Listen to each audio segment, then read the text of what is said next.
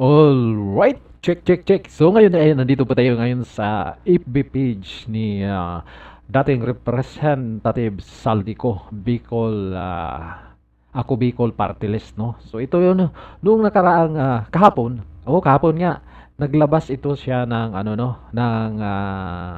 video patungkol dun sa flood control, yung mga insertion. Akalain mo, 100 billion. Yun, nagpalabas siya ng part 1 at sinabi agad-agad ng Malacanang na ito ay imbestigahan pa, baka AI. Todo tanggi itong si Dison at itong si Lacson, ha?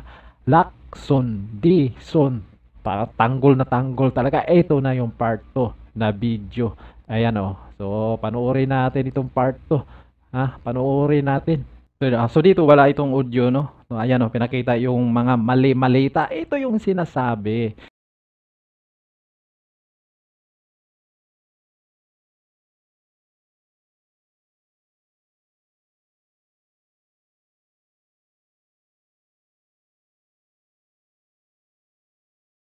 Do it right at mahiya naman kayo, hindi po ba? Nananawagan din po ako sa Senado na imbestigahan ang 100 billion insertion ni Presidente. Alam ko po na hindi gagawin ni Ombudsman Remulla ang hamon ko.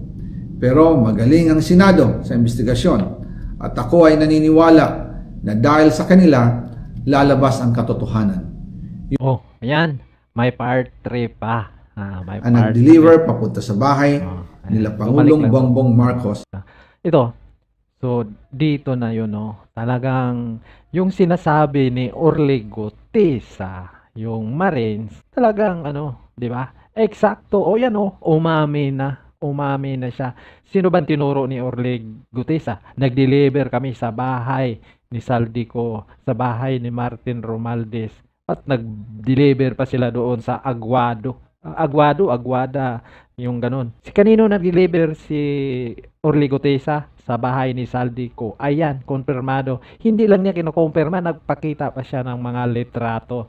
Sasabihin na naman yan, AI. Kahit sabihin pa naman, alam natin kung anong sasabihin nila. Kita nyo naman anong sinasabi nila ngayon. O umuwi ka dito. Panumpaan mo yung mga sinasabi mo.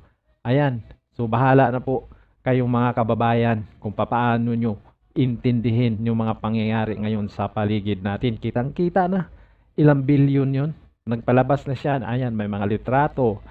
May mga records kung saan talaga itong SAGAA 2025 na ngayon ay naka Supreme Court pa.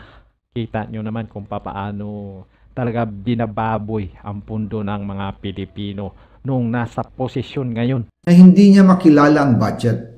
Samantalang lahat na binawas at dinagdag sa mga ahensya ng gobyerno, si Sec Mina Pangandaman.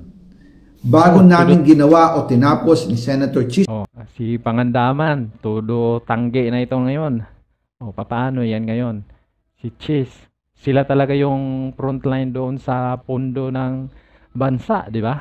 Sila talaga. Magtaka ka kung paano nakakuha yung taga DPWH ng ganun pag walang approval nila. Ganun lang kasimple yun. Pinapaikot-ikot lang talaga tayong mga Pilipino dito. Magaling dahil sa nila, akala nila pinapaikot-ikot. Ngayon, nagsasalita na ito. Escudero during the BICAM. Sinabi pa ni Sec Mina, everything is cleared with the President. Basta importante, pasok ang pondo na request ng Pangulo. Everything is cleared. Grabe na to. Following day, sinabi ni Sec Mina, approve na si Presidente BBM sa lahat na binawasan na ahensya. Masaya na ang Pangulo dahil naipasok ang gusto niyang 100 billion insertion. Wow! Tingnan mo. Masaya pala ang hari. Di ba? Ang saya-saya daw ng hari. Ayun dito. Wala pong perang napunta sa akin. Yun mukhang pa ako doon, no? Di ko lang alam, no? Sabi niya wala daw napunta sa kanya. Pero sa sinabi ni Gutesa na inaakyat nila doon sa kung ilan yon. Tapos pag bumaba na, mayroong naiwan doon. Yun po yung timonya or statement ni Orly Gutesa. Pero dito sinabi niya wala daw napunta sa kanya. So, di natin alam, no? Po ng insertion na punta sa ating Pangulo at Speaker Martin Romualdez. Ako lang at ang aking mga tao, sila Paul Estrada, Mark Tiksay, at ang aking mga security ang nag-deliver papunta sa bahay nila Pangulo Yan, nabanggit din yung mga pangalan yan ni Orly Gutesa, no? Bongbong Marcos at Speaker Martin Romualdez sa North Forbes Park, South Forbes Park, hanggang sa Malacanang. Yung mga Tingnan mo, hanggang sa Malacanang. Pero si Orly Gutesa, hindi niya binanggit na talagang Malacanang, no? Ang binanggit lang niya doon sa may Aguado, no? At saka dito sa bahay ni ano. Pero dito si Saldico, sinabi na talaga niyang Malacanang direkta na. So wala nang iba. Ano pa bang hahanapin mo? Ayan, natumbok na ang hari. deliveries po ay merong record ang aking mga tao. Totoo po yung sinasabi ni Orly Gutesa na nag-deliver siya sa Forbes Park. Totoo din po ang sinasabi ni Orly O yan totoo. Kinukumpirma na niya, totoo. Tingnan mo nga lang na may mga malita na yun, ilang malita yan. Gutesa na nag-deliver siya sa Malacanang nung siya ay nasa Senado. Para mapatunayan ang mga litrato na deliveries ay ilalabas ko po together with this video. Oh, di ba? Dami samantalang mga tao nalulunod sa baha dahil substandard, wala yung mga flood control. Kung mayroon man substandard, ayun, was out. Nag-flash floods dahil sa substandard ang mga flood control. Grabe. Ayan, yung mga pera para sa flood control. After po ng approval ng budget sa General Appropriations Act of 2025, nagtanong po ako sa DPWH kung magkano ang kailangan Ayan DPWH DPWH na ibigay sa Office of the President o ang SOP na bigayan. Ang sinagot sa akin ay 25%. Ang ibig sabihin nito, 25% ng 100 billion ang SOP na kailangan ibigay kay BBM mismo. Tingnan nyo, tinumbok na niya. Narinig yun namang sinabi niya kung sino yung pangalan na yun. In total, 25 billion ang napunta kay Pangulong Bongbong Marcos. Wow! Alam nyo ba kung gaano kalaki dami yung 25 billion? Ha?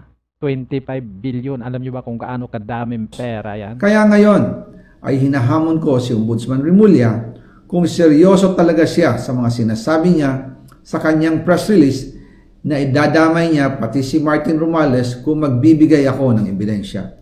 Patunayan niya ngayon ang pronouncement niya. Imbestigahan niya ang fraternity Brad at ang kanyang kaibigan na si Speaker Martin Romualdez.